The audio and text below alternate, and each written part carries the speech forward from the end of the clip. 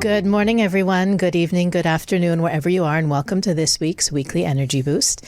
My name is Elisheva, and I am here today with Daniel Naor, a very well sought out guest on the Weekly Energy Boost, and it's been some time since Daniel has been with us. So, Daniel, I want to first start off by saying thank you. Thank you, Elisheva. And also apologizing to our listeners because whenever Daniel's on Weekly Energy Boost, I end up feeling like I'm having a personal tikkun healing session. And I apologize if you have to hear anything that's superfluous or doesn't resonate with you because it's all about me. What happened when you were 8? Yeah, let's talk about that. So we are talking today about climbing the ladder of consciousness. And that could actually be the title of Weekly Energy Boost podcast. We could, instead of calling it Weekly Energy Boost, we could call it Climbing the Ladder of Consciousness, because every week we're really talking about how this week's energy and this month's energy combine together to support us to go to our next level. And the Weekly Energy Boost every week is about sharing the wisdom and the tools that we learn from the teachings of Kabbalah to help you navigate the coming 7 days and look out for the potential challenges and take advantage of the potential opportunities. So this week specifically, we have two influences that are really, I think, exciting, especially for someone who not only teaches this, but also lives it or aims to live it on a daily basis, is that the universe is really telling us, take my hand. It's time to go to the next level. Here's, look out for all of the hidden steps and stairwells and ladders in your life. They're not always obvious. And I think that's one of the most important things to talk about today is how we don't always recognize the opportunities for growth for what they are. But also, we're in this month of Sagittarius. And as we spoke about a little bit last week at the beginning of the month, Sagittarians tend to be very adventurous, very, they're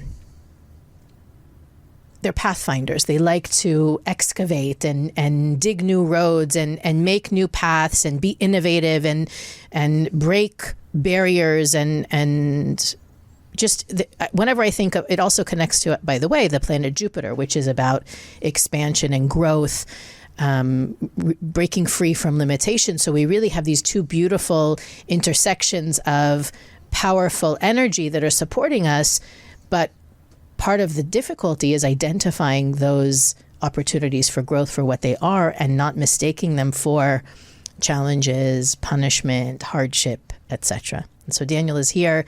Obviously, this actually, I think you might be in every November episode. Like every November in the last 4 or 5 years, you've come and joined us. I know our first episode, if you go back to episode number 1 of Weekly Energy Boost, you are on it. And we are talking about, it's right before the holidays, and we are talking about very similar things. There's something special about that. I can't plan this. It's only the universe.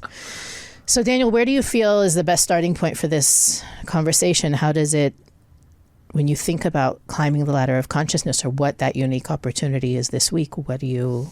I think to give it a frame, we need to start by giving context that, like you said, this is really the purpose of not just our spiritual work, but the purpose of life is to constantly being elevating. And it's assuming that we didn't come here to this world to, and most of our listeners know that, to be exactly the way we are. As our teacher, the Rav Burke, used to say, who came here into this world to check in as person A and check out as person B, that people even look at you and say like, wow, who? And it should be really an ongoing process of monthly, yearly, where people look at you and say like, wow, I can't recognize you, right? You've changed so much, you've evolved so much that I can't recognize you. That should be really the natural state, right?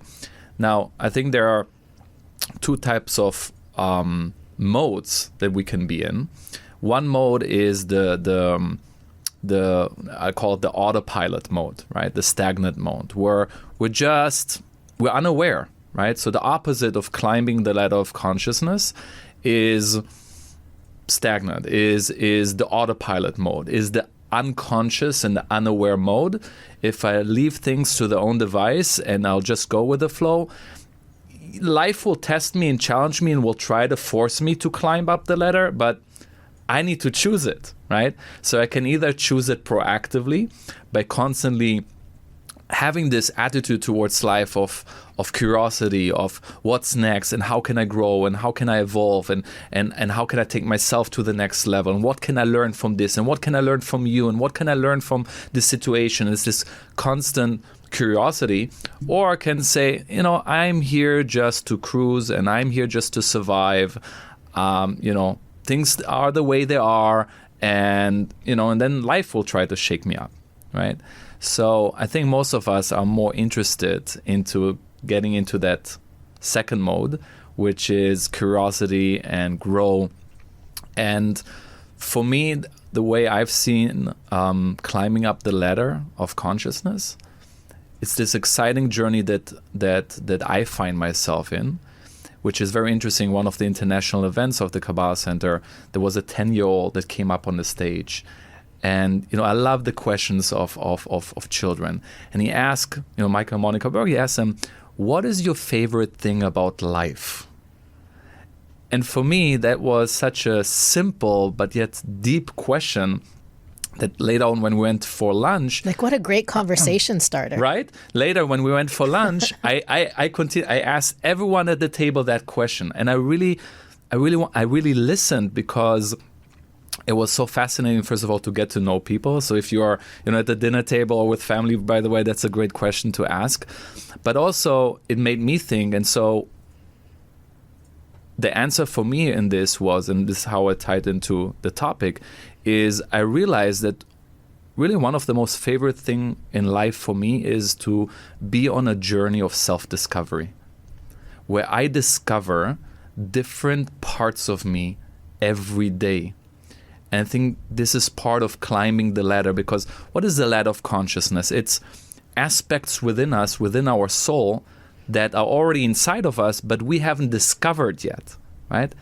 And how fascinating is that to know that everything is inside of me, right? Like what we learn in Kabbalah, and it's something that is so easy to say and so difficult to really believe in and feel. Everything that we need is already inside of us. And everything that we are, and what we're talking about, our higher self or the best version of ourselves, that's also inside of me already, right?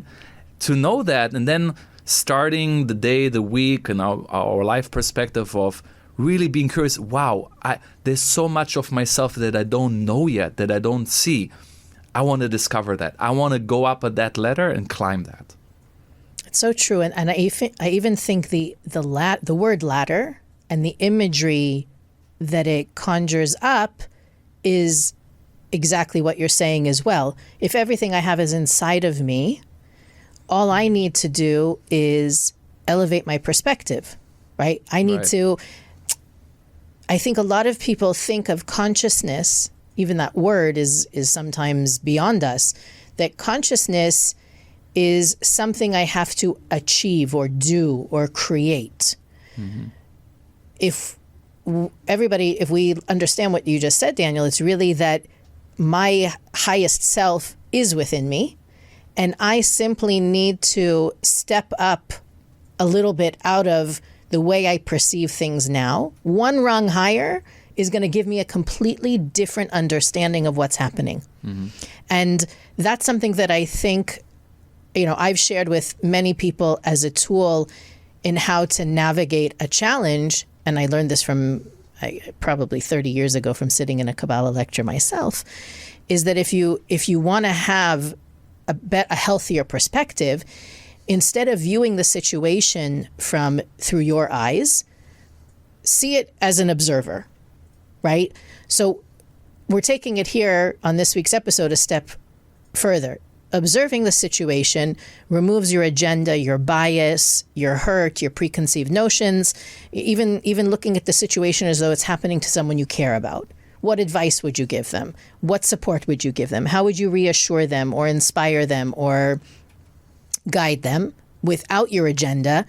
You realize when you ask yourself that question, you realize, wow, that was really wise. Wow, that was really powerful, because it's our own blind spots, our own limitations that prevent us from seeing it. And again, for those of you that are watching the video, you see that it's like that when you look at things at the level that you're at, you're limited because you're looking at them through your lens. But so when you shift and you look at it from the side as an observer, you see something completely different. And now what we're proposing today is that you look at it from above. You climb up the ladder one step and you look at it from the point of view, this isn't happening to me. This is happening for me. Like getting that bird's eye view is a way to look at it from the eyes of the creator, the eyes of the universe, right? Why would the universe think, if the creator is only beneficent, only sharing, giving, kindness, love, compassion, and all those qualities, why would the universe give me a difficult challenge right now? Why would I have to be going through this many times? We say, why is this happening again? Being able to look at it through the eyes of the creator, through a more elevated vantage point, gives us a better perspective on how to use it as a stepping stone and not to be weighed down by it. And I think that that's an important perspective shift we can achieve this week, is that when I experience difficulty, and this is sort of basic Kabbalah, it's an opportunity for me to grow. It's not a punishment. There isn't, ours is not a world of reward and punishment. It's a world of cause and effect. So that if I don't know, smacked my little brother when I was 6 upside the head, I shouldn't be surprised when 30 years later someone smacks me upside the head. Or it's not even going to be my brother, because that would be too easy. We'd be like, okay, you're just getting me back now. It happens with someone else in a different area of my life. But the reality is that if the ultimate perspective shift is that everything in my life happens for my benefit. It is for me. All of my work is to understand what's the growth, what's the lesson, what's the shift, what's the transformation. That's something that you hear every week on Weekly Energy Boost. But this week specifically, the universe is really saying, look for the ladders, look for the ways that you can elevate your consciousness that maybe you haven't even realized before are those opportunities. Yeah. Do we want to talk about some practical points and how? No, let's keep it theoretical and let everybody figure it out. Our smart listeners, they'll figure it out. Because I'm thinking, okay, someone hears that. Okay, I know everything happens for a reason, and it's happening for me, not a punishment. What are some helpful tools that help us step into a different perspective, right? Because we all have this, one time or the other, this narrow view, and we all come with our baggage, and we have our history and things that happen to us, and pre-perceived notion, perception, and beliefs. What are some practical things that I can do or think or ask that really almost immediately perhaps can give me a shift of perspective? Right? Because if everything we have is consciousness, and consciousness creates our reality, then it's really all about my point of view, my perspective of things, right? So you can think about that. Give me a minute. I'm sure you have one. You go first. Well, I'm thinking as well as we go along, but one of the most powerful tools for me has been asking questions, asking really good questions. And I think it's also a matter of surrounding myself with the right people, and sometimes pushing myself to surround myself with different people. Because it is a saying, right? You become who you surround yourself with. So if you always hang out with the same type of group of people, or even read the same type of books, like you go with one stream and you don't get out of the box, your perspective most likely will stay the same.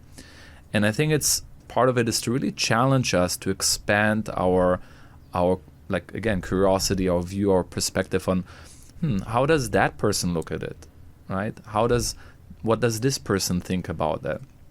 And I think if we're open enough, like hold ourselves open, I think openness is a really important point, because if we're not open, we will stay stuck in the same perspective, right? When we're open and curious and ask questions, whether asking other people or asking ourselves, then we become open to a shift in perspective, right? And it always happens to me, and I always tell myself, I should do this more often. Every time when I have, let's say, a free moment, and spontaneously I say, oh, let me call up this person, right? That maybe in Europe somewhere, or friends that I know in the East Coast, and I call up a colleague or a friend or a family member, and just spontaneously allow that inner calling to become an external calling, and we're having a conversation. It never failed me. I never had a conversation where in these moments I said, oh, that was a complete waste of time, because I always leave the conversation with another perspective or another idea or something that they said that sparked inside of me a different way of looking at it. And most of the time, many times I do that when I feel stuck, right? When I feel like stuck in my routine, where I feel like I am in this narrow view of nothing new happening. I feel stuck. I feel maybe I'm not growing. Nothing really excites me. Let me call someone, right? And just sometimes a 10 minutes conversation, suddenly, nothing changed in your reality. Nothing changed as far as your possibility and what you can do.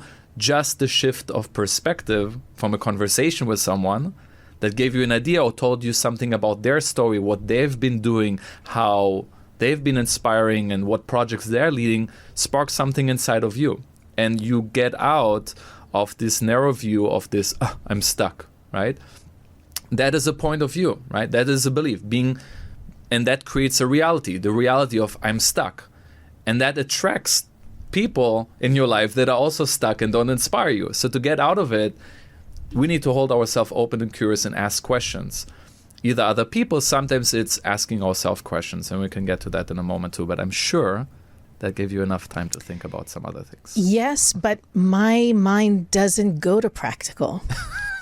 So give us more theory. This is it's not that it's theory, it's just less actionable. Yeah. It's more thought process. Two things came to me. When our listeners, when you guys hear us talking about these things, I know you can hear very much in Daniel's sharing that he's sharing what he does and what works for him. I'm going to share what I do and what works for me. I just want to say that we don't always catch ourselves. That's one of the amazing things I think about this journey, the path, the wisdom of Kabbalah, is that it's not about being perfect. It's about being better. And I thought about it while you're talking, because I am, as many of you know, I am a avid book reader. I'm constantly reading books, listening to other podcasts, listening to classes and lectures. I feel like at the end of the week, sometimes I can't even remember where I heard what. I just have all this amazing thoughts and ideas and concepts in my mind. And one of the things that to me is so helpful, I should say, as a person, not as, the guy up here who's saying, listen, I figured this all out. I've done it all already. Now waiting for you to come and join me, is that I have somebody, to Daniel's point, very close to me, a few people that I know I can trust and I can use as a sounding board that provide that non-judgmental space with whatever's going on. And I borrow these words from, I tweaked it, but the original idea does come from Brené Brown. She has this idea that she encourages people when they get into movies in their head, like we get into movies. We talk about how, sometimes I've shared this many times, in many episodes, that I used to be really preoccupied with being left out. This is my growing up, and then as a young adult, kind of feeling like people are doing things without me and nobody's telling me. Here we go. Are you? Is your timer on? Because I'm going to have to pay you after this. So the what Brené Brown says, and I'll tell you how I tweaked it. She says, it takes a very strong person to stop in the midst of that. They hate me, everybody's out to get me, the movie making that takes place in our heads, to stop and to say, and the greatest example I remember her using is, there was a whole a meeting going on and someone raises their hand. This is where it gets practical. Someone raises their hand to share an idea, and another person was like, no, back to the original point. So the person who tried to share the idea is suddenly in this vortex of, I'm worthless. They're never going to listen to me. They're about to fire me. I should start to look for another job. Really no longer in the meeting. And obviously no longer looking for how to elevate or where is the light in this situation? How can I grow from it? And in that moment, she says, wait a second, stop. And she raises her hand again and she says, the story I'm making up right now is that I spoke up and you guys threw out what I said.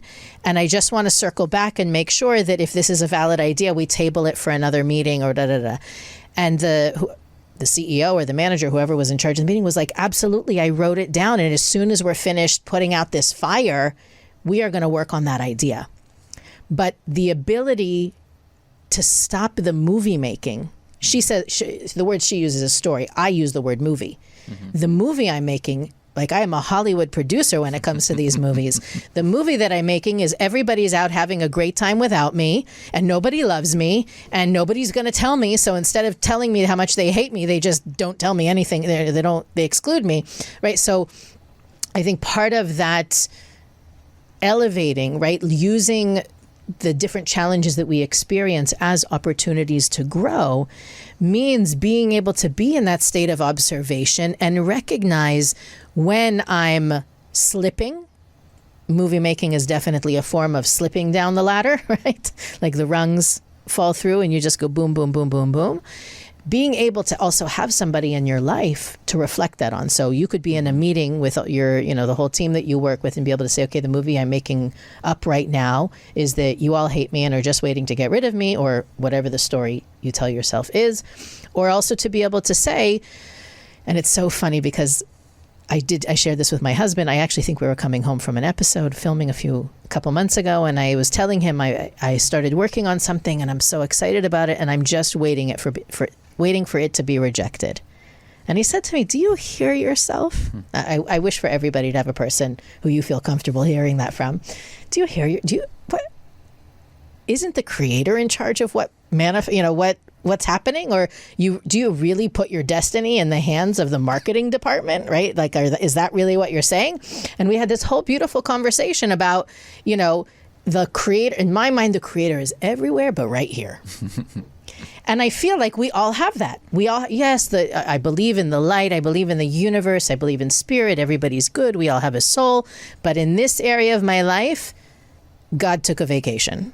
Or it's so out of control, God's ignoring it. And I think that this obviously deserves unpacking in another episode entirely, but we have to understand that it's our job to look for the light. Like that's the perspective, I think, for the not practical perspective I'd like to share with everybody, is that it's really in the times where we struggle, that the ladder is being extended to us.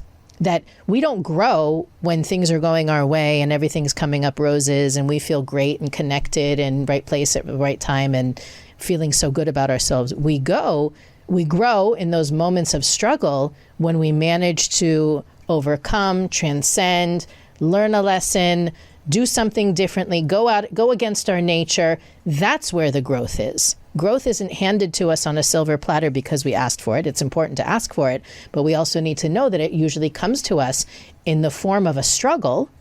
And if we grow, if we elevate to the next level on the ladder, it's determined by how we respond to the challenge. And going back to what you said in the beginning, by reacting, we're not growing. We're staying stuck in that default mode of firefighting, basically. Yeah. What came to me when you start talking about this is that there are certain elements of the lower rungs of the ladder, and there are certain elements or qualities on the higher rungs of the ladder. And to your point, I think it's impossible to reach the higher rungs or being connected to them without delving into the lower rungs of the ladder, right?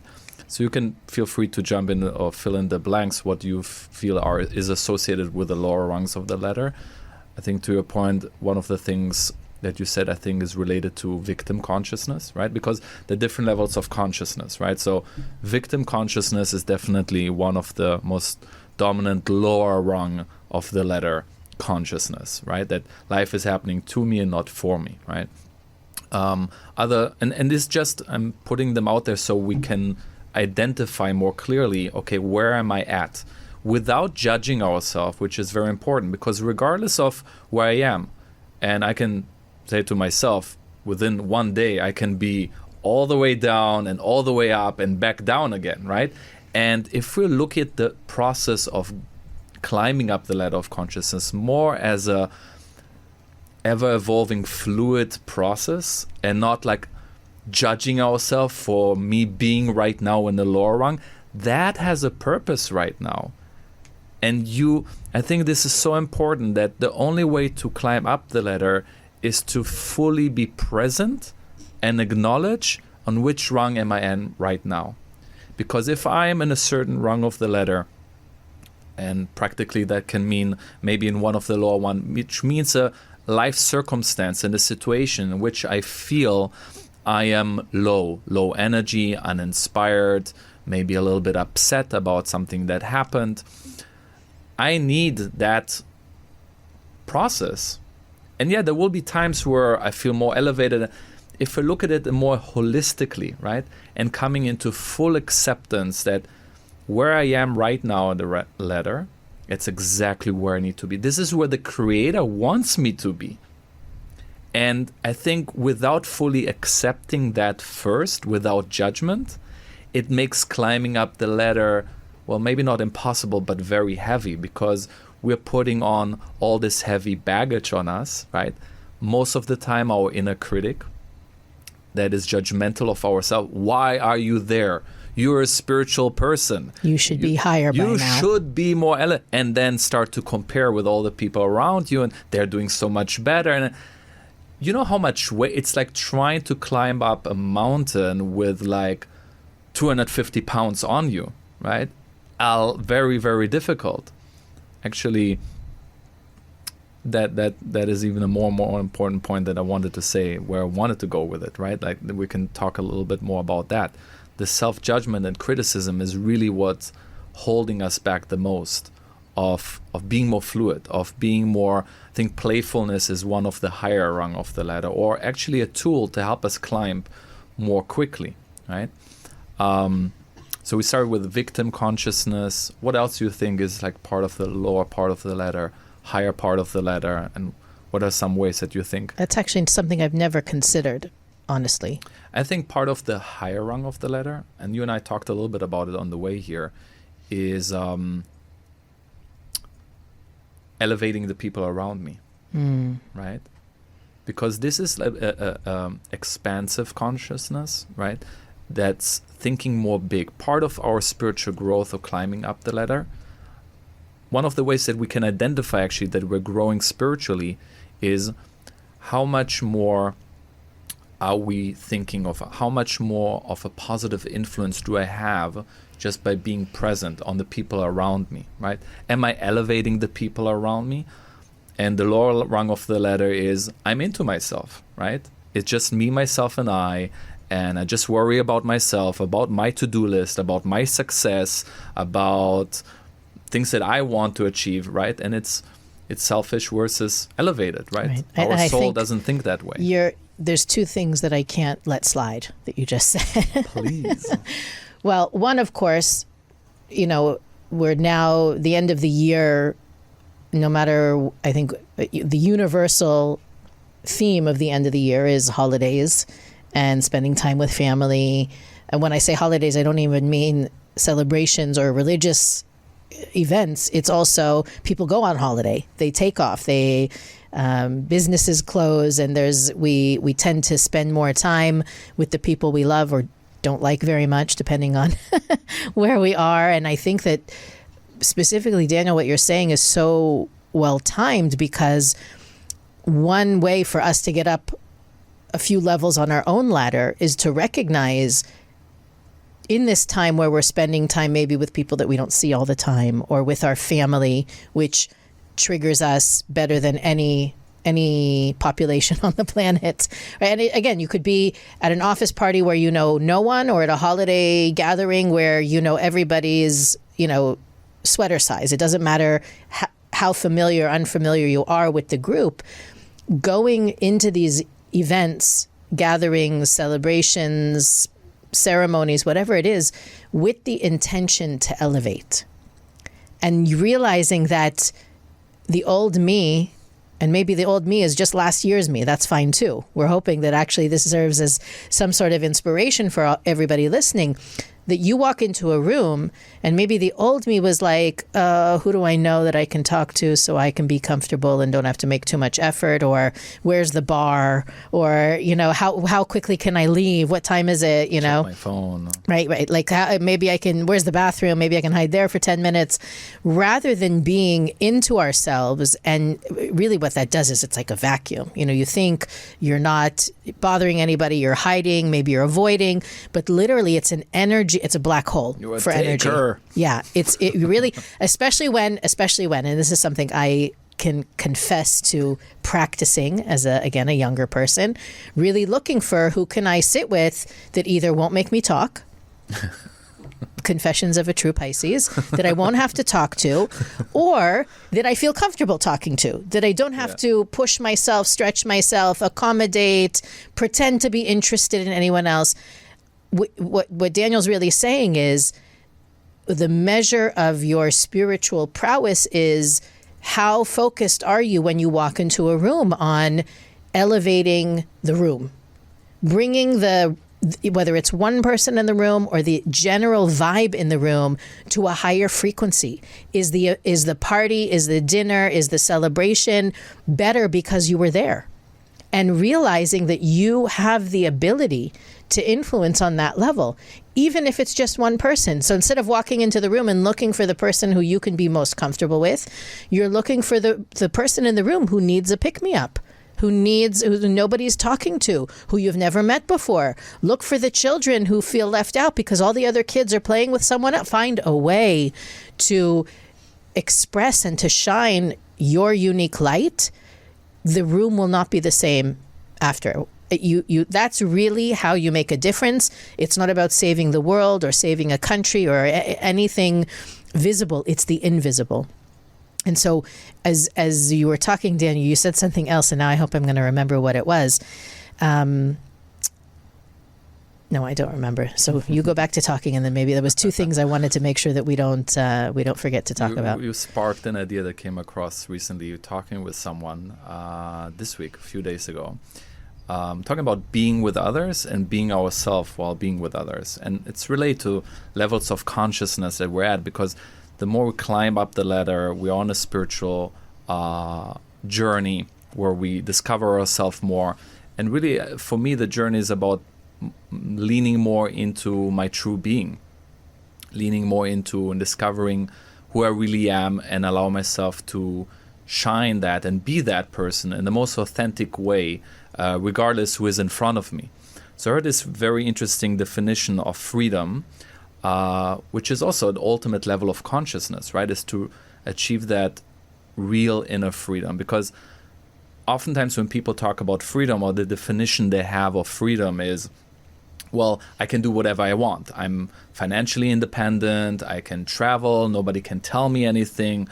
Whereby I think there's a deeper definition of freedom that I heard from this individual. And he said, freedom is being oneself at home with the other.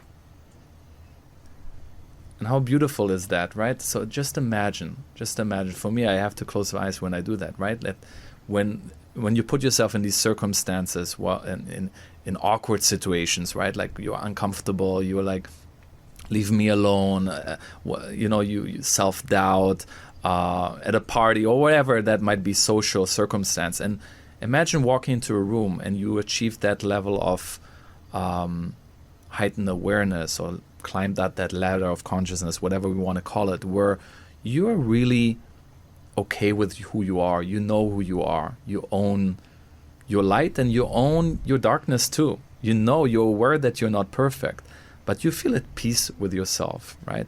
And you're able to extend that and hold that state while being with another individual, right? And you're allowing them to be, right? I think that consciousness by itself elevates the room, right? People can usually feel when you try too hard, right? When you pretend, or sometimes even, right? Sometimes people put on a mask when they're, the joke tellers, and they're like, they need to make everything funny. Like maybe they're hiding an insecurity there, right? So like imagine we sometimes we have these states. This is something that I personally strive for, to be more often. I have moments of it. I cannot say that I have it all the time.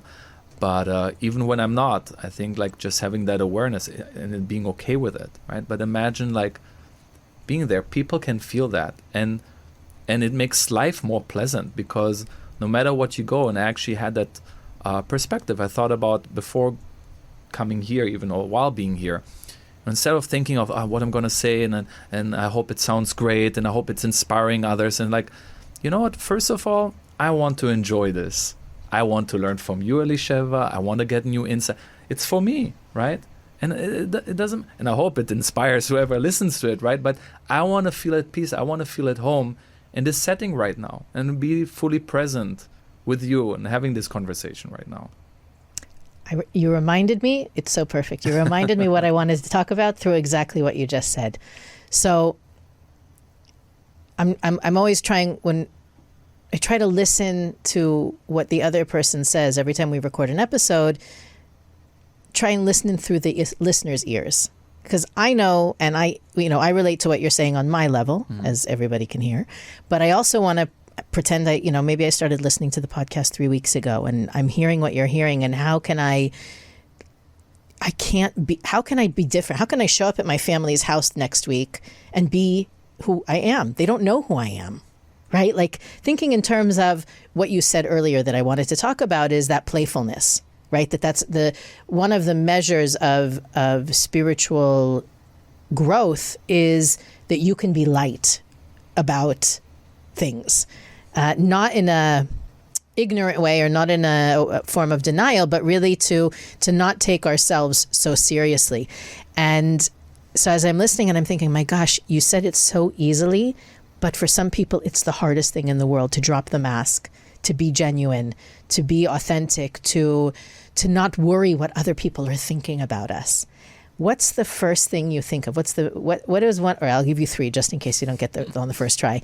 When you think of Sagittarius, top three characteristics and what signature qualities? Carefree, adventurous. I'm trying to give it to you through ESP. You're on the right track, but it was just 2 words I'm looking for. 2 words? Carefree, adventurous, excited, but I'm no risk taker. Oh yes, adventurous. Yeah, that's what I'm saying. But I am risk averse. I am one of those people that's like, measuring, calculating, and then my true greatness emerges when I put the calculations aside and I step into the realm of risk without the judgment or worry.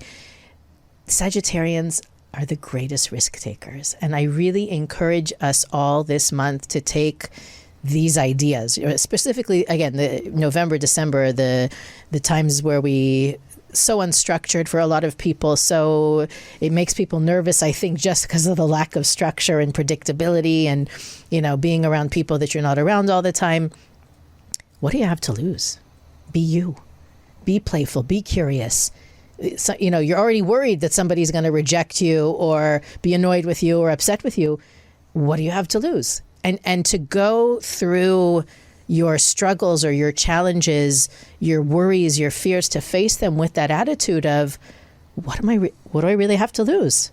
And to shed the calculations and to shed the fears and the worries. It's like, I'm so excited. If 10% of our listeners will do that, how much more, not only, of course, I would say light in the world and, growth and all, you'll be so much happier. You'll be so much more content, so much more fulfilled, because when you're pretending, you're not happy. You're not connected to your light. You're connected to, what does everybody else's light want? Let me see if I can morph into what you need right now. Might be a great opportunity, before family gatherings and everything, to take up and to remember our inner child, right? And what was it like?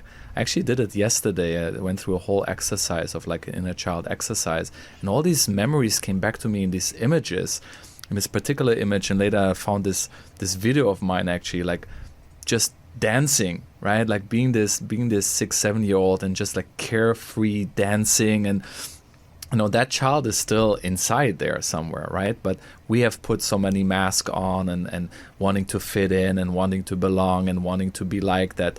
So I think also going back to practical, if we can just like hone into that, finding that inner child somewhere, it will be easier to put down the mask because we know we have something else that we can go to, right? That is inside of us. Absolutely. It can be a very daunting time, but hopefully if you took in what we were talking about today, it's also a very exciting time, very for all you thrill seekers. I'm sure that you're very excited, but especially for those of you who like the structure, predictability, comfort, distance from everyone, you're going to use this coming week. And the truth is, it's really, I think, the next 3 weeks especially. So you have the opportunity to absorb that Sagittarius energy, but this is something.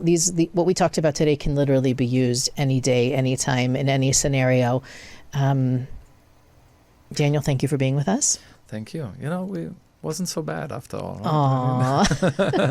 Well, we didn't go into the deepest secrets today. Give me a chance. We want to make sure that our listeners know also that there is a special listener discount for sessions with Daniel and everyone, all of our colleagues who do Tikkun healing.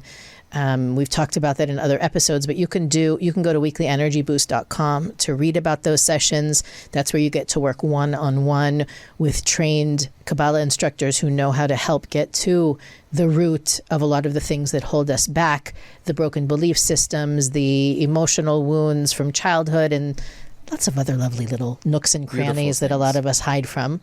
We've talked about it whenever Daniel's been on the podcast before, and it's definitely, I know our listeners are waiting for the opportunity to take advantage. So please go to weeklyenergyboost.com and read all about it, and you can sign up with the coupon code there.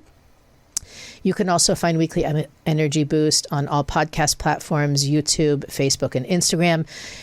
Our website not only has information about Daniel, but about all of our guests and all of the interesting things that we think we want our listeners to know about. You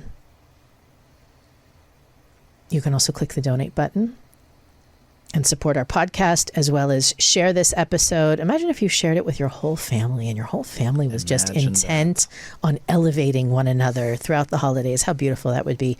Share, like, rate, and review wherever you're listening. And we'll see you next week on the Weekly Energy Boost.